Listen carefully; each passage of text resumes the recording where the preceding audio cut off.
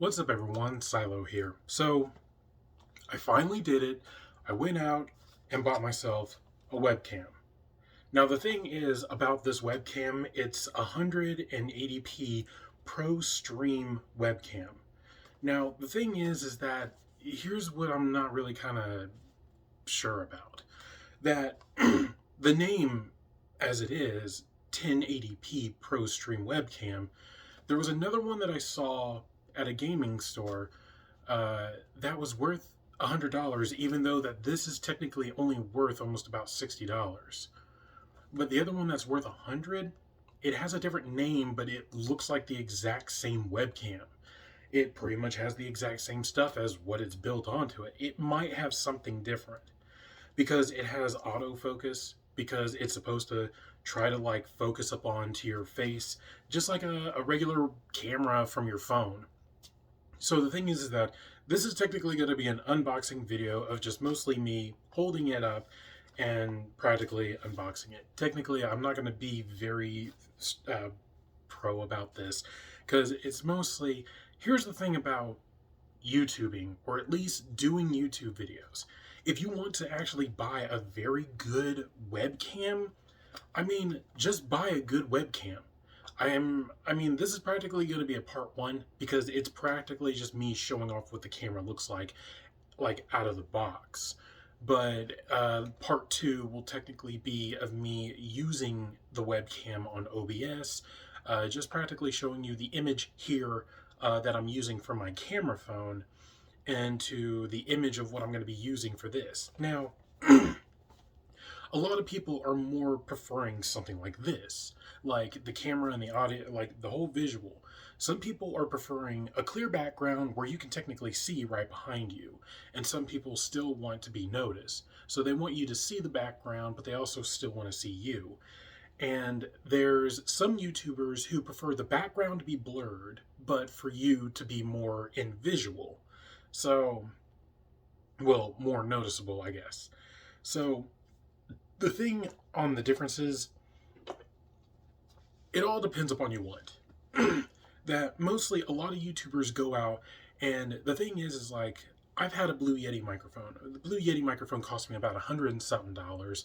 You know, I can understand that. It's a microphone, it's big, it's clunky or so, but it's expensive, in $100 range and such. But it's still a good microphone. I'm looking on YouTube and a lot of people are like, don't buy this microphone. It's a terrible microphone. Like, I can't do so and so with this type of microphone. It's like, okay, what's that got to do with anything? I mean, I've actually have seen certain YouTubers that do use Blue Yeti microphones and they sound fine. So I'm using a Blue Yeti microphone. Technically, my audio isn't really, I'd say, pitch perfect, but it's because that I don't have an audio adapter type frequency box thing. So I can't really crank the audio to kind of sound just how I sound, but it sounds close enough, I could say. So any new YouTubers, I'm still struggling, still trying to do my very best into continuing on doing my YouTube videos. So the thing is that from doing this little unboxing video, I could just peel it right here.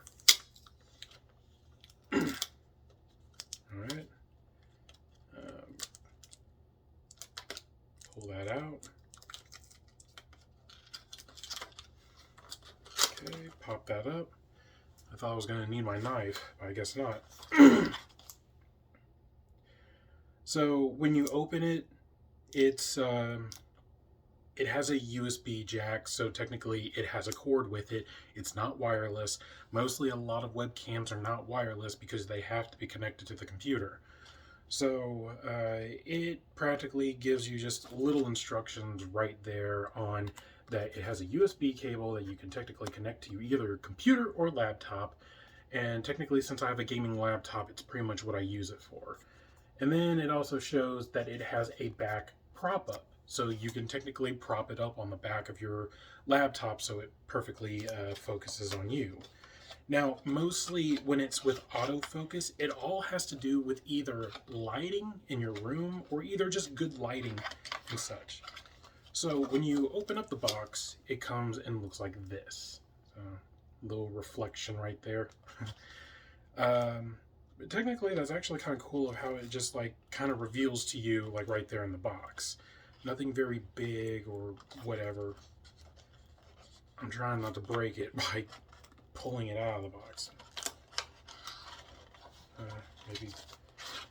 Oh, well, that's simple enough. It's got these little lock things right here on the corner. Pull that out. So as you see, as it is, so it has a couple things. It has a screw thing down here. So if you have like a little camera mount and stuff like that, you can technically just screw it on and then just sit it like off in the corner of your table or whatever and just have it facing you a different way as long as it's still connected to the laptop. Or it has plastic on it, so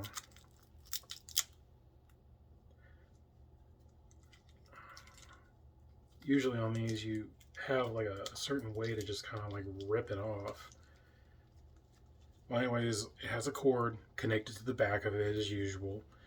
It has a regular like USB port right there that you can just plug into the computer and fiddle around with it. There is a thing where you have to like, oh, there it is. It has a certain setting where you have to technically fiddle around with the settings. Kind of like a sticky plastic. There we go.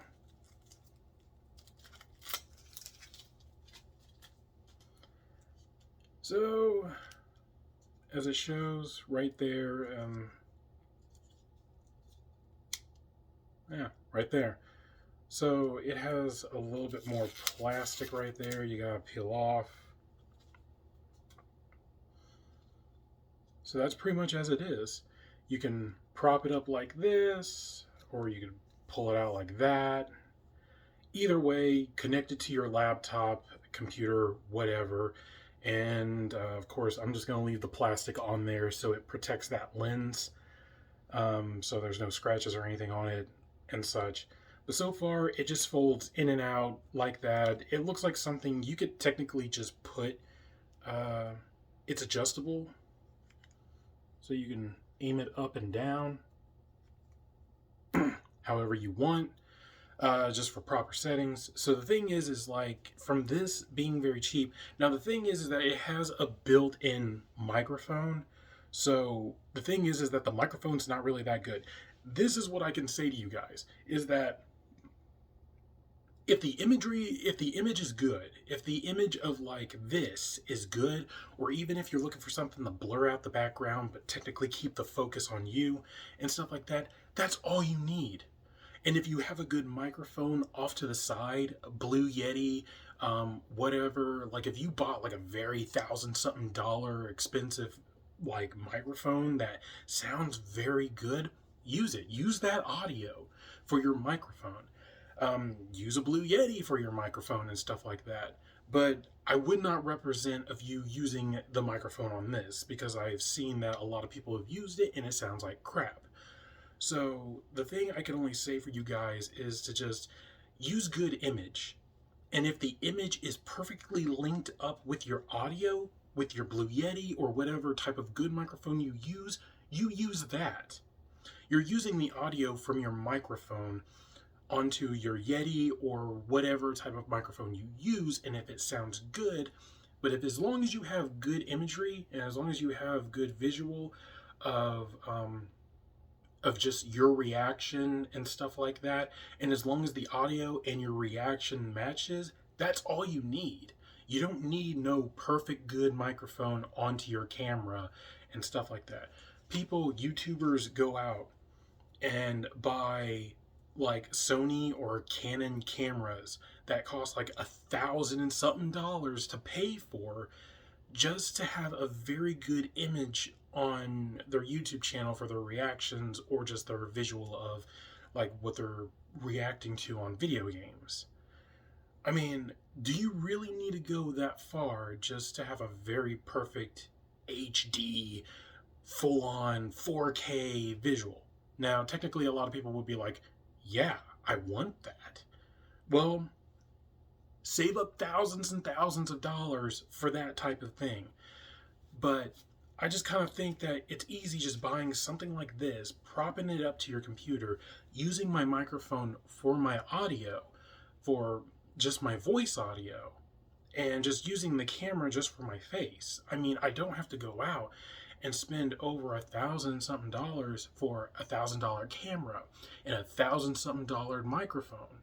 No, I can buy a Blue Yeti microphone that probably costs about $100 and something dollars, and this that only cost me about $60 at least. I mean, it all depends upon what you want. But technically, for first starting streamers and stuff, as like, I'm not really as a first starting streamer because, well, I haven't streamed. I've live streamed on my PS4, but that's mostly through audio. I never really done any like full on like visual streaming. Hopefully in the future I do plan on doing that. But when it comes to anything else of just, I do plan on hopefully streaming on my YouTube channel, and maybe I will open a Twitch account and maybe start streaming on there. So hopefully the camera will come in good for me or not. I mean, I don't know. If it's very good, then I'll use it. But if it's not that good as in a way of that I thought, and maybe through time, I will upgrade my channel of visual, of perfect clearing and all that other stuff. But right now, I just wanted to start off by reacting to videos and reacting to other things that you guys can technically see my reaction on it. Because there's a certain YouTuber that I want to react to, even though he's reacting to videos as well. But I'll give you guys a little thing on that, even though I will put a shout out to that person and I will link his original video into the descriptions below. Of course, it would be his original videos, but even though for me, reacting to his reaction does kind of seem a little off, but I'm pretty sure a lot of people will say, no, that's way off. You can't react to someone else's reaction. Technically, I think there's actually videos on that. But mostly it all depends upon content and other stuff. Now, if he got a hold of me and said that I can't do something like this and such, that's all he's got to do. He's just got to reach out to me on a YouTube video or reach out to me on the comments and stuff, because I do read my comments and stuff. When someone sends me a message through my YouTube videos and stuff like that, I do read them. I do like reply back to them. Now the thing is that if he like replies back and stuff like that and says, hey, I don't like the way how you're doing this on your channel because you're technically taking my viewers, which I don't think I would be taking his viewers. I really don't. But long story short, anyways, so yeah, all you need is a good, decent webcam, and all you just need is a good microphone for the audio. That's all you need. The video game audio, it's fine itself. All you just need is an audio for people to hear your voice, and the image that's good enough that technically matches with your audio. That's all you need for first streamers. So I recommend that if you do have a very good microphone, good for you. But if you want to go out, but you don't want to spend $1,000 something dollars on a Canon or a Sony camera, but you just want to stick to a regular streaming camera, just get one of these. If the image is something that you can kind of fiddle with, then just get it good enough that it looks good enough. That's all I could say. So again, this is only the part 1 to this video. The part 2 will be me testing out the camera on how the image looks. So anyways, thank you guys so much for watching this opening box video. And if you guys like it, leave a like, let me know what you think, and I'm hoping to see you guys again in the next video. See ya.